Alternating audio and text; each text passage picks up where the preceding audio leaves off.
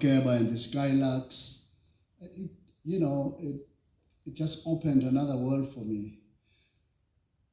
But then later, I watched Gibson Kente's play in 1974, How Long?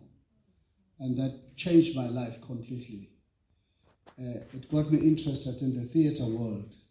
And around about the same time, I watched Sizwe Banzi is Dead by John Carney, Winston Jonah, and Athol Fugard. And it took a twist in my life, and I said, I love this thing of acting. How does it happen? How can I mix my music with acting?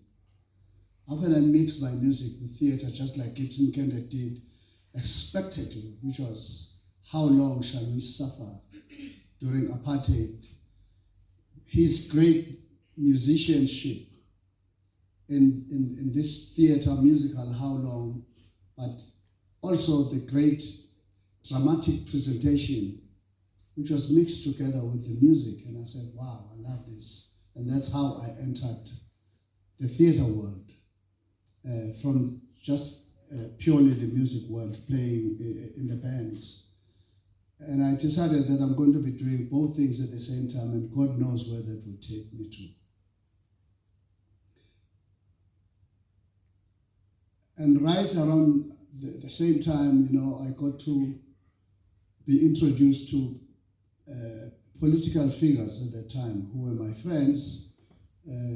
We lived together. Steve Biko was at the University of Natal studying there at the time. And Seth Cooper, and all those guys. And then we all hung together. And I began to understand how Steve Biko conceptualized the Black consciousness movement, which was a student movement at the time. So I then found myself right deep into the political land of the Black consciousness movement, and changed my direction in life. So I began to see life in a three-dimensional format, which was music, which was theater. But how does music and theater relate to the political atmosphere that we were living under? Now, it took me back to when I was in Verulam, the introduction of the Group Areas Act, when black people and white people were not supposed to mix together, and Indian people and colored people. I remember I had a white friend as a little boy. We used to go to the cinema in Verulam together and watch movies. I was, at that time, excited by characters like John Wayne, cowboy movies. And one day we went to this theater house, and I saw there was a board written, no Bantus, at the door. But I didn't understand what it meant. Me and my white friend, he bought the tickets, and we went, and as we were entering the theater, the Indian guy at the door stopped me and said, "You cannot go in." I said, "Why?" He said, "Blacks are no more allowed in this theater." It shocked me. I was crying, went back home. But that is how apartheid was introduced to this young boy. And soon after that, we were told that we were being moved from Verulam to KwaMashu Township, because Verulam was now declared an Indian area. And Bantus, like myself, were supposed to go. They had just built, in 1964, they just built KwaMashu, the first sections of KwaMashu Township. So what am I trying to say? What I'm trying to say is that all these events that were happening in my life as a little boy and as a young man shaped the man that I am today, and shaped my music and shaped my theater. I did not decide that I want to do political theater. It was the politics of the time that decided me that I should be this kind of a man, an animal that I became later. And then I joined Gibson Kente, and I worked with Gibson Kente, touring the whole of South Africa, including Bloemfontein, all the towns that you can think of in South Africa. We would run a production from April, starting in Soweto. In May, we'll be in Pretoria, and then Buputatswana at the time, and then Free State, then go down to Cape Town by bus, all of us traveling, and then to the southern Cape, then to Eastern Cape, at that time King Williamstown and Ginsberg and all those towns, and then East London, Port Elizabeth, Umtata. By the time we hit Pietermaritzburg, it would be December. And we hit Durban, that would be the end of the tour in Durban. By Christmas, we're in Durban. We know every South African, everybody wants to go to Durban in December, and that would be our big market. And we perform to at least 2,000 people a day, every day. We were on the road. And then then we would go on holiday, and then the next tour begins the next April. And the same thing would happen. Bus and truck, touring South Africa. Not in elaborate theaters like the room that we are sitting in today, in halls, in township halls, school halls, cavernous cinemas, like Ayetu Cinema in Soweto and Umlazi and Kwamashu that houses 2,000 people in one go. And we did not have microphones plugged on us, so we had to learn to project with our voices so we reached the end of the house. It was theater that was larger than life, But anyway, to cut the long story short, because I can talk about this for days. Then one day, a friend of mine, Payson Twa, we were walking to Mufulo village where we were living in Soweto from Due at Gibson Kente's place. And we met one guy who was working at the Market Theatre. The Market Theatre had just opened in 1976. So we meet this guy, he was a stage manager there, and he says to me, hey, the two of you guys are so serious about theatre, because we used to go to Orlando in DOCC and do workshops outside of Gibson Kente's work and experiment on theatre that is not elaborate, theatre that has no lighting, theatre that has no set, that has no sound, theatre that just has an audience and an actor. That is all. So he says, you guys are so serious about theatre. I found this book and I don't understand it. I think it's a useless book, but maybe for you guys it would be helpful. We met at Mufulo Park and he gave us the book. So we went home and we started reading. My God, only to discover that page by page, this book is confirming each and everything that we believe theatre should be about. And that book was called Towards a Poor Theatre by Jerzy Grotowski. It became our Bible. And we started going to the rehearsal room and practicing vocal lessons and the methodology that was in the book. Oh, I forgot to say that when we were at Gibson Kente, we studied Konstantin Stanislavski. He was a profound student of Stanislavski and, the method. And I'm sure you guys know what I'm talking about. But reading Grotowski then became a new revelation. That the method actually that Stanislavski was talking about, it was great, but it became much more feasible in the environment that we're living in the township, because you don't have costumes, elaborate lighting, sound, and all those glamorous things that great European theatre provides. And Grotowski was talking about the theatre of the poor. And we said, wow, we can relate to this. But anyway, back to my political life, while we were trying to put together this play, after being influenced by Grotowski, I found myself behind bars, thrown in jail in the Transkei for my political activities, and under the Suppression of Communism Act, Section 29. That meant you could be detained without trial for 3 months, Then after 90 days, they release you and rearrest you as you walk out the door for another 90 days. And if they don't like you, they can rearrest you, and you can be in prison indefinitely. So that's, that became a part of my life. Wherever I was, I would find myself arrested again and detained in Durban, in Johannesburg, and I began to understand that as a black man in South Africa, you are a criminal by virtue of the color of your skin.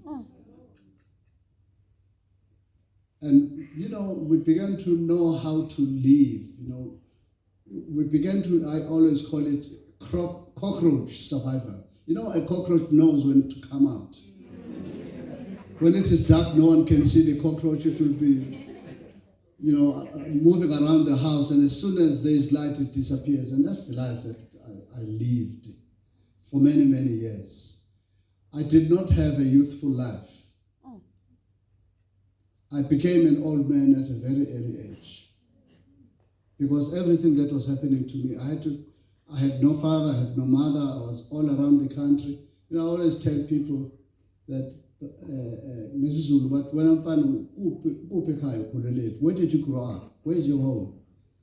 When you go to Soweto in Orlando, they say this boy grew up. Oh, we know this boy. He grew up here. And when you go to Dube, they say, this boy grew up here. Because virtually, I did not have a place to stay. So I had to move from home to home in order to get food. And when I think they've had enough of me, I have to move to another home. In East London, they say, he grew up here. When you go to Kukuletu in Cape Town, they say, we know this boy. But fortunately, because of my talent, I used to hang around with guys in Cape Town like Mankunku Ngozi, and we'd be practicing music together. And then somehow I would find myself having a place to stay.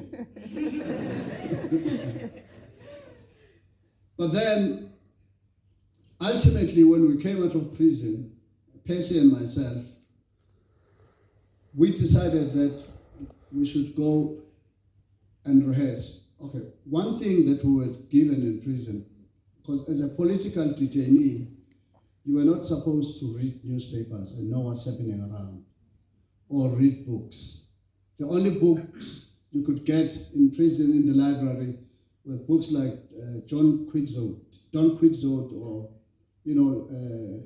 James Hadley Chase, but nothing of substance. But the only book that was really given to you mandatory was the Bible. So I read the Bible while I was in detention from the first page to the last page. I then began to understand what the spiritual world was about also.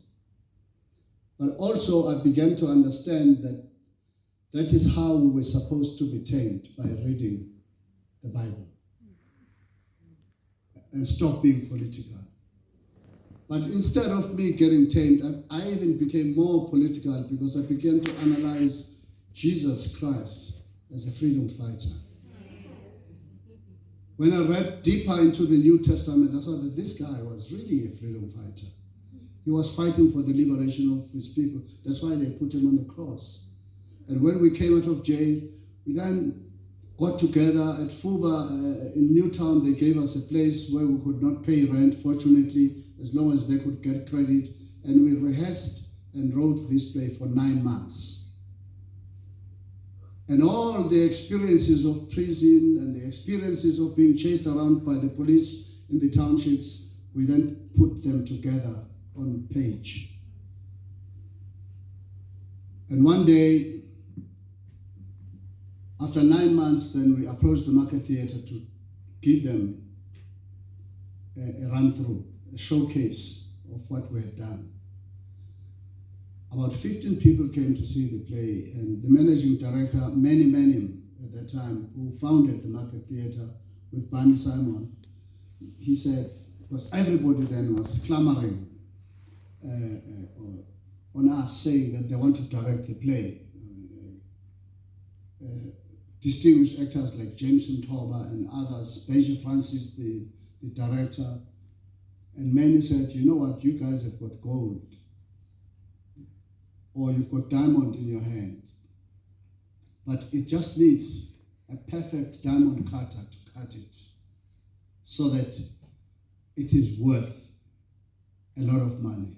Because right now you've got this diamond, but it may not be worth a lot of money because it's uncut. So the next week he organized a meeting for us to meet with Barney Simon, the artistic director of the Market Theatre, was a great friend of Athol Fugard. They had worked together for many years. And we came to Barney excited, these young boys telling him about Grotowski, and we had found another book by Peter Brook, An Empty Space. So we were fired up as these young men. And then Barney, saw the run-through, was excited about what he saw, but he said, Mbongeni, I don't think I'm the right person to direct the play because the Black Consciousness Movement division of the writers called PEN in Soweto at that time will not allow white men to work with black people. And I said to Barney, I don't care if you're white or yellow or green, you are the one that I'm going to work with. So that's how we got together with Barney Simon, and we started working together, crafted this piece for 6 weeks. And after 6 weeks, Barney said, okay, we had the last scene where we resurrect all, first of all, because of my experience in politics and reading the Bible over and over and over, we decided to write this story using the subtext of the New Testament. And we said, well, if they say that Christ is going to come back to South Africa, we started investigating how is he going to come back to South Africa today, because he's not going to be riding a donkey like 2,000 years ago, and he's not going to come down by a cloud, as they say he was taken away by a cloud. And we figured that he would arrive by a jumbo jet at Jan Smuts Airport. And all the media would be there to greet Christ and say, Hosanna, Hosanna, Son of God, and people would be taking pictures, and the media would want to interview him. But because he's the Son of God, he would vanish and they would end up interviewing a wrong man who was on the plane with him. And the media gets very angry that they've interviewed the wrong man. He says, oh, who, me? Christ? No, I'm Sir Alexander Smith. I'm not Christ. And the next thing that happens is that Christ, because he identified with the poor in the Bible, there was a notorious street in Johannesburg where black people used to go get passes, and they would be stripped naked to see if they've got any diseases, like VD, venereal disease, in order for them to get a passport to be able to stay in Johannesburg or work in Johannesburg. Thank you. So we figured that Jesus would go to Albert Street and say, throw away your passes and follow me to Soweto. And when he gets to Soweto, he goes to Regina Mundi Church, where people like Bishop Tutu would... Can I take it?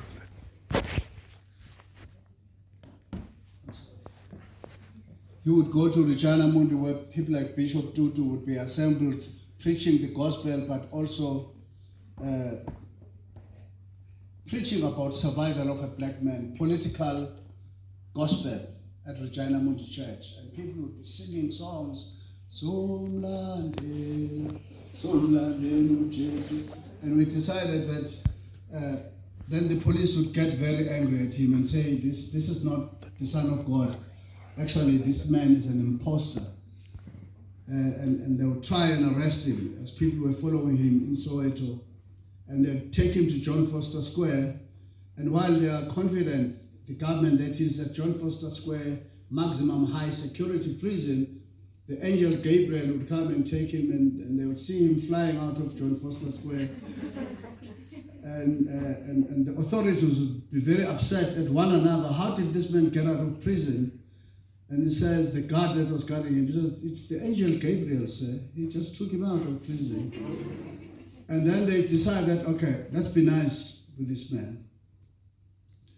Then they take him to Sun City to go and see the bare-chested girls at Sun City and the gambling machines, and they show him that, look what South Africa is about. You know, we've got black and white mixing together in Sun City, because in Bophuthatswana and the Transkei, those were the homelands where black and white could mix together, but not in what was called the Republic of South Africa.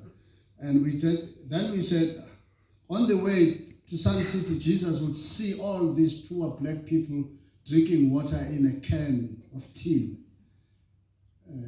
Young children with white mouths because of hunger.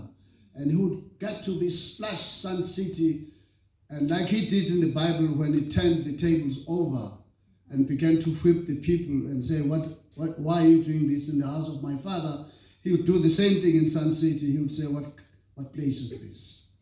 This is a place of Satan. Why are there so many riches when there's so many poor people that have passed in the streets of Bophuthatswana? And after that, the government would really get angry at him. And P.W. Porter, with his finger, would say, this is a terrorist. He should be arrested at all costs. And then they would arrest him this time and say, let's take him to Robben Island. He will never escape Robben Island, because there's sea all around the island. And he would be in the island with the likes of Mandela and Sobukwe and Walter Sisulu and Andrew Mbongeni.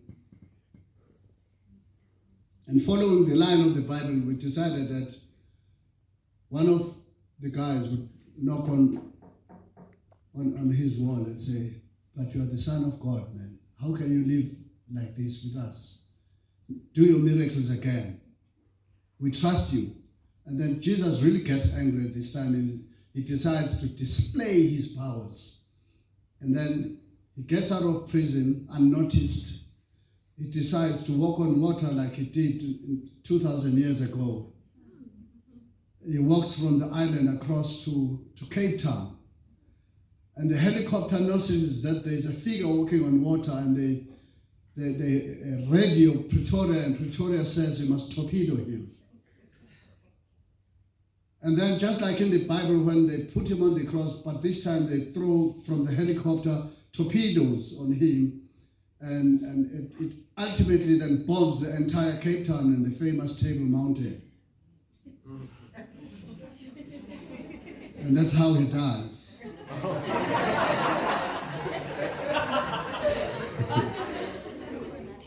And then after that, as he always promised that he would resurrect on the third day, then some Zulu guy who's working at the cemetery notices that there's a guy sitting on top of a tombstone. He says, hey man, what's your name? Then he tells him, I'm the Son of Man. He said, no man.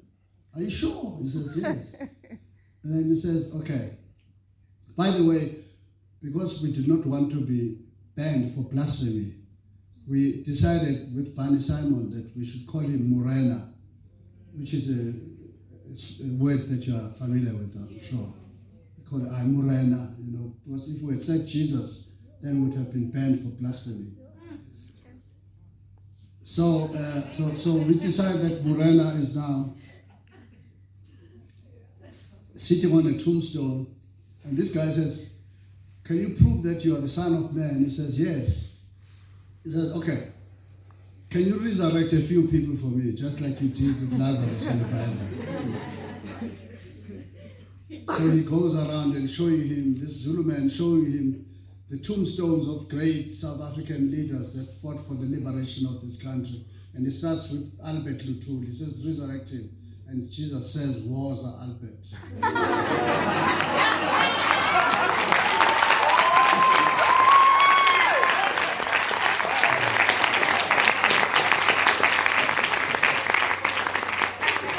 So Albert comes out and joins him, and it goes to Neil Agate, it goes to Steve Biko and others.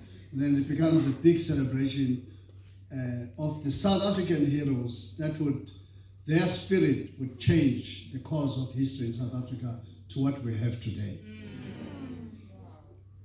So,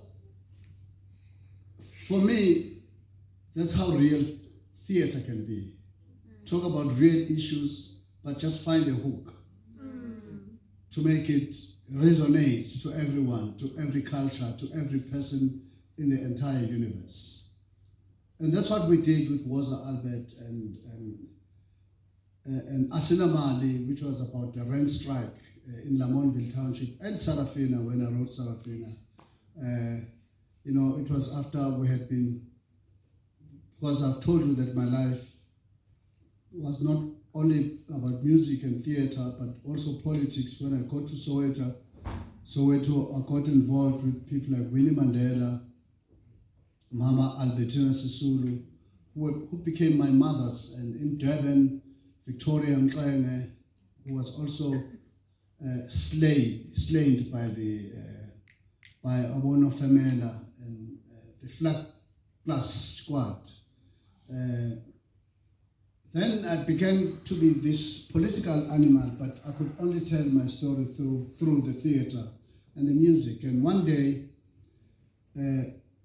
we went to bury one of our comrades, because we used to bury comrades every weekend. That would be gunned down by the police or the army. So Mama Winnie Mandela, after the funeral, says, I must come to her house. She just wants to share some moments with me, like we would usually do. I was among the people that started the Free Nelson Mandela campaign at that time in the 80s with Dr. Ntato Mtlana and others. So we went home and she was cooking. Then something happened to my head. I turned around and I looked at her and I said, Mama, what do you think is going to finally happen in this country? Because people are dying every day and we're burying comrades every weekend. I remember so vividly, she stopped cooking and she looked at me. She said, Mbongeni, I'm quoting her exact words. She said, I wish I had a big blanket to cover the faces of the little ones so they do not see the bitter end. Now, I understood what she meant. I had opened my own company in Fortsburg, and I decided to place it very close to John Foster Square so that they don't suspect that there's anything going on, because I'm next door to them. So that's where I trained the young artists of Sarafina. After that statement by Mama Winnie, as I was driving home, I began to see visions in my head of young kids in black and white school uniform running and shouting and singing. And the song that came in my head then was Freedom is Coming Tomorrow. So I went home and I went to my piano. I started figuring out the chords as the song was still playing in my head. And I decided to go and find the cast, the young kids that ended up being the cast of Sarafina. And we rehearsed, as I said, in Fortsburg. It was very interesting at that time because the young comrades, now going back to Mama Winnie Mandela's story, because we were expecting a huge civil war in South Africa at that time. And Mama Winnie would, when the comrades were skipping the country, he would tell them to go to committed artists, because I had rented an old dilapidated hotel next to John Foster Square, so we refurbished it, and this is where I housed the boys and girls of Sarafina, so that we all stayed there, all rehearsed there, all ate there, and everything was there. So when the young cadres were going to leave the country, they would go through Mam Winnie to screen them first and see if there are no traitors among the group. It would be groups of 5 or groups of 3 or groups of 7, and she would direct them, excuse me, to committed artists, and they would stay there for a few days and be among the casts, because police would visit us every day. They would find the kids singing, and then these white policemen would say, so what's that song about? And I remember one time, we sing a very political song, Afuna Namaphoyisa Soweto. What are the police and the army doing in Soweto? And they said, so what's this song about? And one kid raised her hand.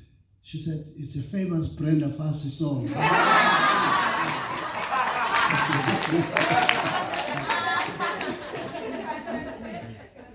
So these guys would be among the cast. But at a certain night, my cousin, who was my driver, would drive them to Soweto, to Mom Winnie's house, and Mom Winnie would screen them. And the cast would wonder, what happened to the other cast members? Because they would have disappeared, gone to training outside the country. And similarly, when the other guys come into the country, they would come to committed artists. And I remember one day, some of the kids called me and said, hey, we opened the bags of these new cast members that came. And I said, oh, and then? But we saw something like avocados. So I said, go and show me what is that. So they showed me it was actually grenades. I said, never ever again open the bags of new cast members, okay? So the guys had come into the country to do operations. But anyway, why am I telling all these stories? That's how real theater is supposed to be. It's not supposed to be far-fetched. It's supposed to be a mirror of you and a mirror of the community you come from and a mirror of society. So that's how real all these productions, Township Fever, Asina Mali, Woza Albert, Sarafina, were not only to me as a writer, but to the artists that were performing them. I can't remember what were the points that were written here. I just was talking out of my head.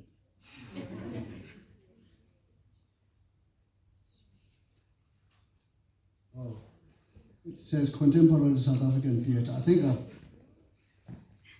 I've covered that in the narrative that I've given you. Cultivating an artistic voice, young artists starting out and emerging theatre trends. You know, again, cultivating an artist's voice is what I've addressed, that it is from your own experience that you are able to tell stories, not from somebody else's experience. It has to come from where you are, where you come from, where you were born, because what is theatre? Theatre is an exercise of observation. We observe people, how they talk, how they eat, what they say, how they walk, and we begin to find characters in those people. It's an exercise of observation. You know, whenever I do a new play, I tell artists, I get out of the rehearsal room, go into the street, each one of you find me 5 characters. Go and observe people. And we meet after a day and I say, show me, don't tell me, show me what you saw. And when they begin to show me, I say, that's a character. Okay, now take these lines and do them in that character that you showed me. So it's an art of observation, because what we are as artists, we're just like a sponge that gets saturated. When you dip into the water, it comes out with everything that you've dipped it into. And when you squash it, it takes all of that. It's us. In music, in theater, when Hugh Masekela saying Stimela, Sihama Ngamalahle, Sivele Dala Kupai, you know, it's him observing all these migrant workers coming from Delagoa Bay, Mozambique, it was Delagoa Bay at the time, coming to Johannesburg to work in the mines. It's observation in music and in theater, and that's who we are as artists.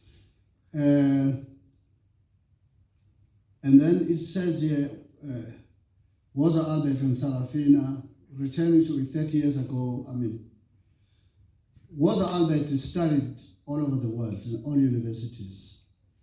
But when we created it, we did not create a study work. We created a work of our experiences, as I have told you. Similarly with Sarafina. Because it's so honest and so pure, it became a study to all other nations of the work. And I told you earlier, they say here I must talk about the works of Stanislavski, Peter Brook, and Grotowski. So one day, while Sarafina was on Broadway, I come back to South Africa. Oh, no. Let me take one step back. Before Sarafina, when Asina Mali was on Broadway, before Sarafina, Peter Brook comes to town in New York. Now, like Jesus Christ, people lay their blankets on the ground for Peter Brook to walk when he walks into any city in the world. I'm sorry, he's just passed on, not so long ago. So he says, what's interesting in town? Because Peter Brook did not want to watch theater on Broadway because it's all too glamorous and unnatural. And so he didn't want to see that. And they say to him, there is a play from South Africa called Asina Mali. Actually, it was before we took it to Broadway. It was in Harlem, in the ghetto. For the first time, a sophisticated play that had taught England, Japan, and the rest of the big theaters in the US, in Los Angeles and everywhere, it comes to a black ghetto in Harlem. So black people got excited that we have at the New Heritage Theater, they have a world-class theater. So Peter Brook is brought in to see Asina Mali. At the end of the play, he had told his people that he just wants to see it for 10 minutes and go. But he stayed on for 1.5 hours with no interval. And at the end of the play, everybody gets out of the theater. He's the only man remaining in the theater. So I go to him and greet him. I didn't know who he was because no one had announced that Peter Brook is coming. Shakes my hand, he says, I'm Peter Brook. He says, I said, my God, I've studied you.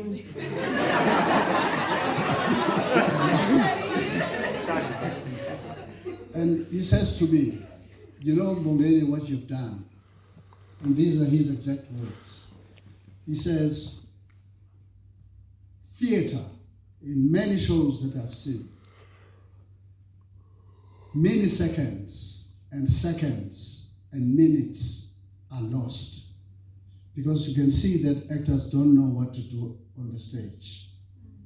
In real life, even when someone is not talking, but you can see that they're listening. So there is not a millisecond that is lost in real life.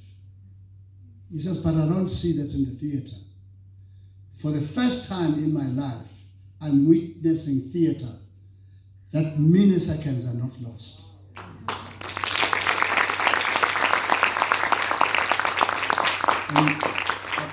And he says to me, Grotowski all his life, he says, I've worked with Grotowski all my life.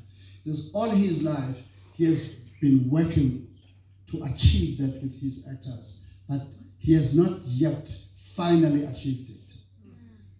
At the end of our long talk, he says, I would like to fly you to Paris, to my theater, the Bouffe du Nord, to come and do workshops with my artists. So he flew me to Paris, and we started working with his troupe. And while I was working with this troupe, I see a man on the auditorium upstairs smoking a pipe, a very thin man. And I turn around and say, who's that? Why is he invading our rehearsal space? And Peter Brook says to me, that's Grotowski. He's come to watch how you conduct workshops. That's how I became friends with not only Peter Brook, but with Grotowski.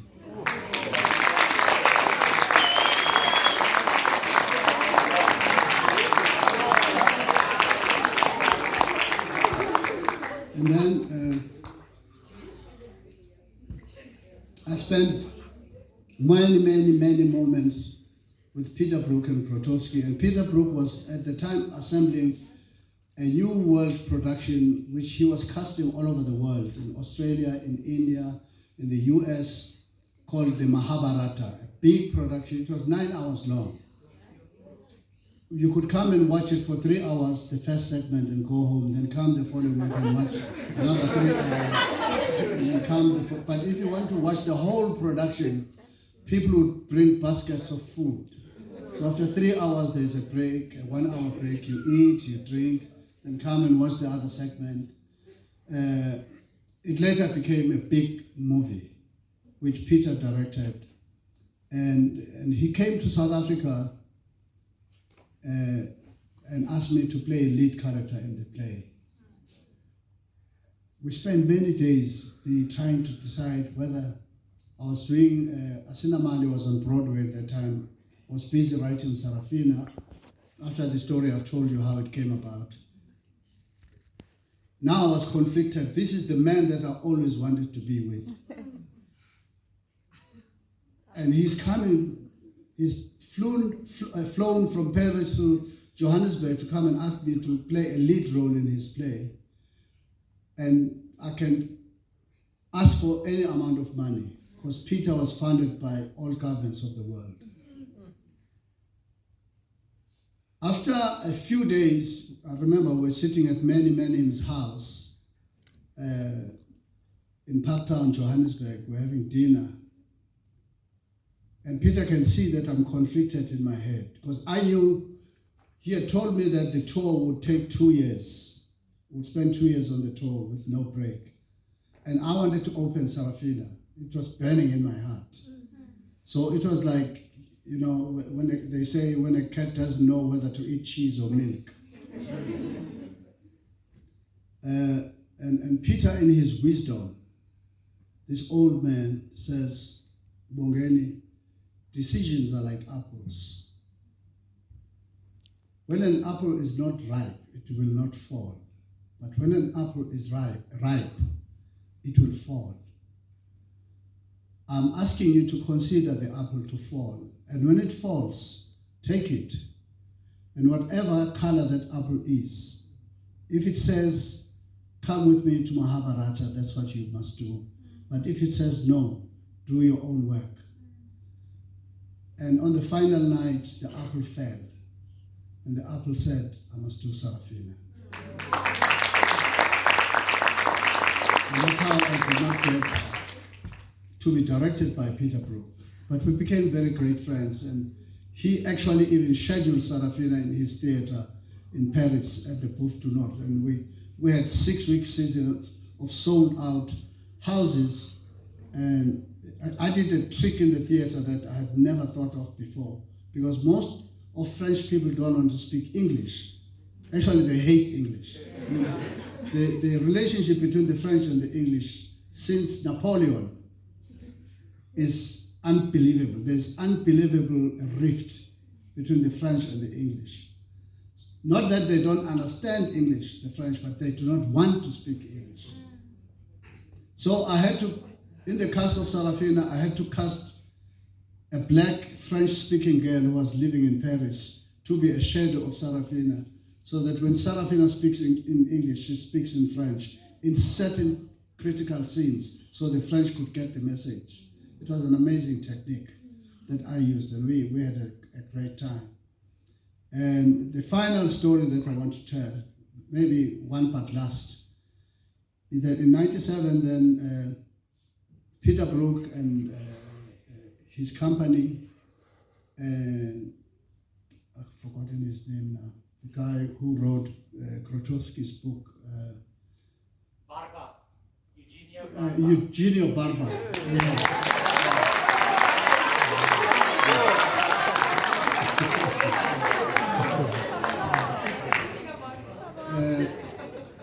Then they invited me to Copenhagen. And invited 350 press houses around the world to a symposium in Copenhagen. And there were only 2 people that were going to be honored that day. It was Jerzy Grotowski and Mbongeni Ngema.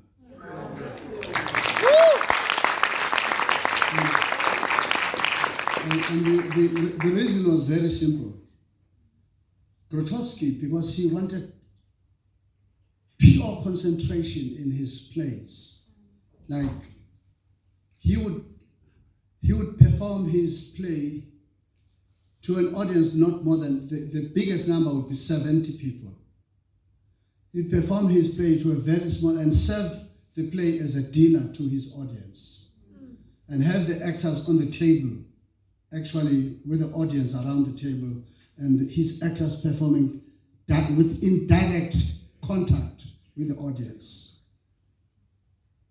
And that was amazing. But that's the technique I used, but to serve the dinner to thousands of people.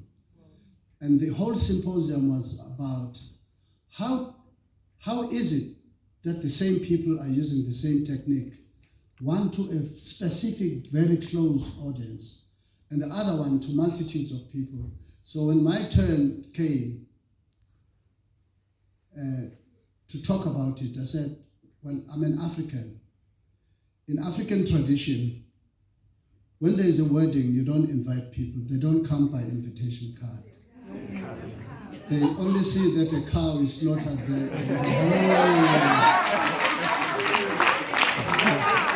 The whole tribe will converge. But in European settles, people only come if they have an invitation. That was the only difference between myself and Grotowski, but we were doing the same thing. And one evening when we were having dinner together, discussing this very technique, telling him how he inspired me and how he educated me in the theater. And he described my theater like a rock concert. He says, your theater is like a rock concert, And we spent fabulous moments in '97 and promised him that I would invite him to committed artists in Johannesburg and invite all other theater practitioners and institutions to have a workshop, because Grotowski had developed a new technique at the time. After traveling Africa, he says to me, I watch a person talking about their grandmother.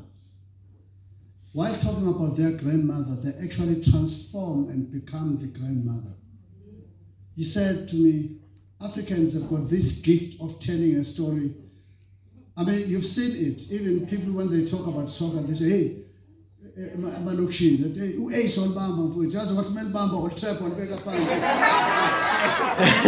telling a story, but he becomes ace himself. And that excited Grotowski, and he had developed a new technique. I had invited him to come to Johannesburg in 2009, but unfortunately, he passed away before he could come to Johannesburg. And similarly, when was it? 2019, I went to Paris for something else. And I tried so hard to get Peter Brook, but he was old at the time. He was 94 years old. And his girlfriend, Marie-Hélène, told me that he's been trying to open this play for several weeks, but he sees that the play is not ready for opening. So he can't have a visit from anyone. So I came back to South Africa not having seen him, and unfortunately, I wouldn't see him again. Ladies and gentlemen, thank you very much. I wish you every best in your journey in the theater.